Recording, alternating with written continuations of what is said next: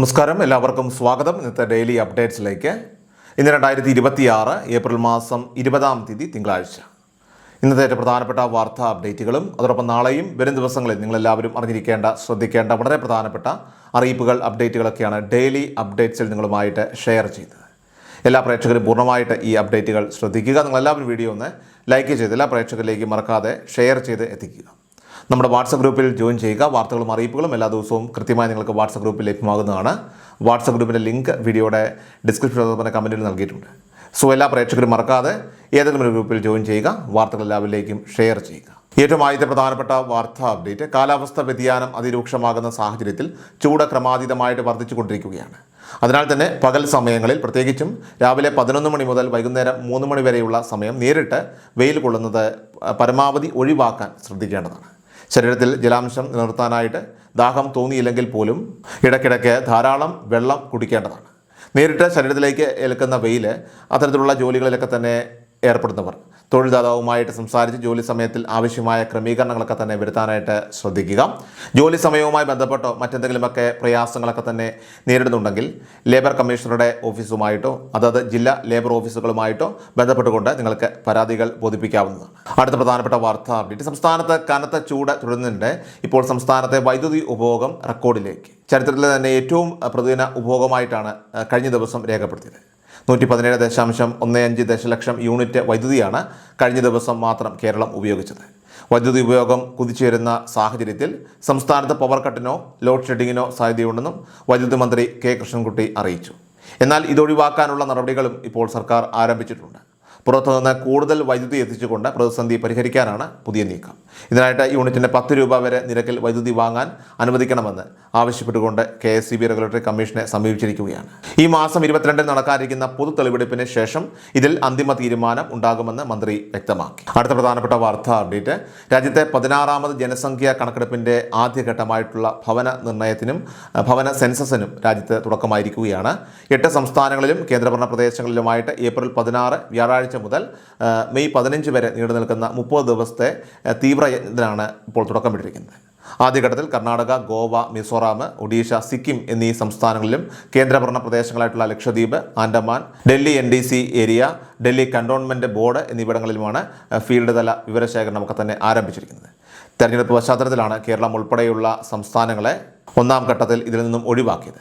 സമ്പൂർണ്ണ digital census ആയിട്ടുള്ള ഇതിലാകട്ടെ വീടുകളുടെ അവസ്ഥ, അതോടൊപ്പം തന്നെ ശുദ്ധജലം, വൈദ്യുതി, അതോടൊപ്പം തന്നെ ശൗചാലയം തുടങ്ങിയ അടിസ്ഥാന സൗകര്യങ്ങൾ, അതുപോലെ വാഹനങ്ങൾ, ഇൻ്റർനെറ്റ് തുടങ്ങിയ ആസ്തികൾ എന്നിവയുമായി ബന്ധപ്പെട്ട 33 ചോദ്യങ്ങളാണ് ഉദ്യോഗസ്ഥർ മൊബൈൽ ആപ്പ് വഴി ചോദിച്ചറിയുക. ഇത്തവണ പൊതുജനങ്ങൾക്ക് സ്വന്തമായിട്ട് വിവരങ്ങൾ ഓൺലൈനായിട്ട് രേഖപ്പെടുത്താനുള്ള സെൽഫ് എന്യൂമറേഷൻ സൗകര്യവും ലഭ്യമാക്കിയിട്ടുണ്ട്. ഈ സംവിധാനം ഉപയോഗിക്കുന്നവർക്ക് ലഭിക്കുന്ന ID, അതായത് SCID ഉദ്യോഗസ്ഥർ എത്തുമ്പോൾ കൈമാറിയാൽ മതിയാകും.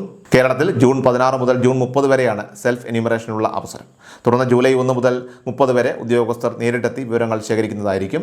നിലവിൽ നടക്കുന്നത് 1ാം ഘട്ട കണക്കെടുപ്പാണെന്നും ജനസംഖ്യയും ജാതിയും കണക്കാക്കുന്ന 2ാം ഘട്ടം 2027 ഫെബ്രുവരിയിലാകും കേരളത്തിൽ നടക്കുകയെന്നും അധികൃതർ അറിയിച്ചു. അയൽ സംസ്ഥാനങ്ങളിൽ സെൻസസ് ആരംഭിച്ചെങ്കിലും കേരളത്തിലെ പൊതുജനങ്ങൾ ജൂൺ പകുതിയോടെ മാത്രം വിവരങ്ങൾ നൽകി തുടങ്ങിയാൽ മതിയാകും. അടുത്ത പ്രധാനപ്പെട്ട വാർത്താ അപ്ഡേറ്റ്, ഗതാഗത നിയമലംഘനങ്ങളുമായി ബന്ധപ്പെട്ട് കെട്ടിക്കിടക്കുന്ന പിഴത്തുകകൾ തീർപ്പാക്കുന്നതിനായിട്ട് കേരള സർക്കാർ പ്രഖ്യാപിച്ച 50% ഇളവ് പദ്ധതിയുടെ കാലാവധി ഏപ്രിൽ 30 അവസാനിക്കുകയാണ്. 2024 ഡിസംബർ 31 മുൻപ് മോട്ടോർ വാഹന വകുപ്പോ കേരള പോലീസോ ചുമത്തിയിട്ടുള്ള ട്രാഫിക് ചെല്ലാനുകൾക്കാണ് ഈ ഒരു ആനുകൂല്യം ലഭിക്കുന്നത്. സാധാരണഗതിയിൽ വലിയ തുക പിഴയായിട്ട് നൽകേണ്ടി വരുന്ന സാഹചര്യത്തിൽ അത് പകുതിയായിട്ട് കുറച്ചുകൊണ്ട് അടച്ചു തീർക്കാം എന്നത് വാഹന ഉടമകൾക്ക് വലിയ ആശ്വാസമാണ്. ഈ ഇളവ് അത് പ്രയോജനപ്പെടുത്താനായിട്ട് താല്പര്യമുള്ളവർക്ക് മോട്ടോർ വാഹന വകുപ്പിന്റെ ഔദ്യോഗിക പോർട്ടലായിട്ടുള്ള www.mbd.kerala.gov.in വഴിയോ അല്ലെങ്കിൽ പരിവാഹൻ, അതായത് ചെല്ലാൻ പോർട്ടൽ വഴിയോ നിങ്ങൾക്ക് ഓൺലൈനായിട്ട് പണം അടയ്ക്കാവുന്നതാണ്. അടുത്ത പ്രധാനപ്പെട്ട വാർത്താ അപ്ഡേറ്റ്, വിദ്യാർത്ഥികളുടെ വിവിധ സ്കോളർഷിപ്പ് ആനുകൂല്യ പദ്ധതികളുടെയൊക്കെ തന്നെ വിതരണം ആരംഭിക്കുന്ന സമയമാണിത്. എന്നാൽ പല വിദ്യാർത്ഥികളുടെയും ബാങ്ക് അക്കൗണ്ടുകൾ അത് ദീർഘകാലമായിട്ട് ഇടപാടുകൾ നടത്താത്തതിനാലോ അല്ലെങ്കിൽ KYC നോ യുവർ കസ്റ്റമർ എന്ന പ്രക്രിയ പുതുക്കാത്തതിനാലോ ഒക്കെ തന്നെ ഡോർമെൻ്റ് അഥവാ ഇൻആക്റ്റീവ് ആകാനുള്ള സാധ്യതയുണ്ട്. സോ ഇങ്ങനെയുള്ള അക്കൗണ്ടുകൾ ആക്റ്റീവ് ആക്കുന്നതിനായിട്ട് ആധാർ കാർഡിൻ്റെ ഒറിജിനലും അതോടൊപ്പം തന്നെ പകർപ്പും സഹിതം നിങ്ങളുടെ ബാങ്കുകളിലെത്തി KYC ഫോം പൂരിപ്പിച്ച് നൽകേണ്ടതാണ്.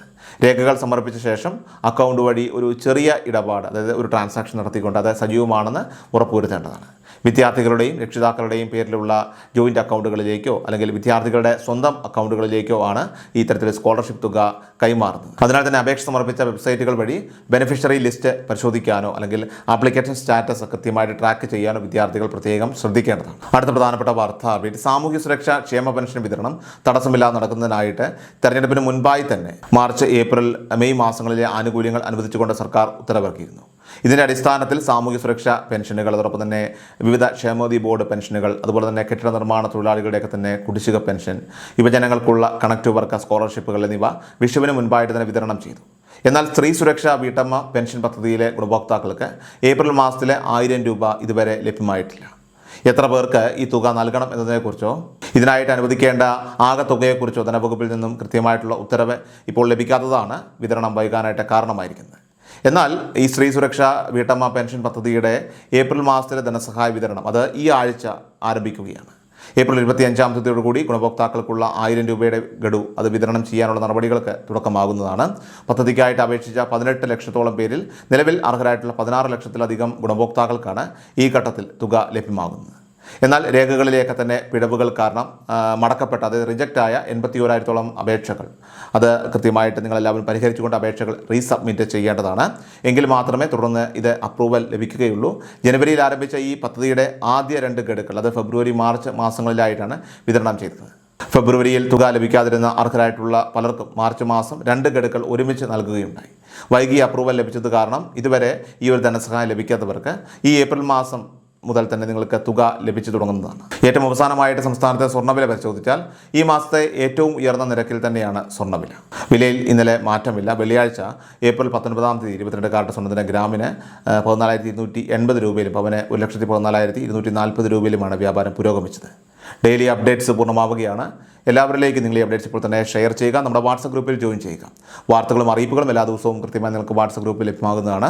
വാട്സപ്പ് ഗ്രൂപ്പിൻ്റെ ലിങ്ക് വീഡിയോയുടെ ഡിസ്ക്രിപ്ഷനിൽ തന്നെ കമൻറ്റിൽ നൽകിയിട്ടുണ്ട്. എല്ലാ പ്രേക്ഷകരും മറക്കാതെ ഏതെങ്കിലും ഒരു ഗ്രൂപ്പിൽ ജോയിൻ ചെയ്യുക. വാർത്തകൾ എല്ലാവരിലേക്കും ഷെയർ ചെയ്യുക. വീണ്ടും ഡെയിലി അപ്ഡേറ്റ്സുമായിട്ട് നമുക്ക് നാളെ കാണാം. അതുവരേക്കും നന്ദി, നമസ്കാരം. കൃഷൽ മീഡിയ എല്ലാ ദിവസവും വാർത്തകളും അറിയിപ്പുകളും ഡെയിലി അപ്ഡേറ്റ്സും ലഭിക്കാൻ ഇപ്പോൾ തന്നെ ചാനൽ സബ്സ്ക്രൈബ് ചെയ്യുക, ഫോളോ ചെയ്യുക. നിങ്ങളുടെ ലൈക്കും ഷെയർ നൽകി ഞങ്ങളെ സപ്പോർട്ട് ചെയ്യുക. നിങ്ങളുടെ അഭിപ്രായങ്ങൾ കമന്റ് ബോക്സിൽ രേഖപ്പെടുത്തുക.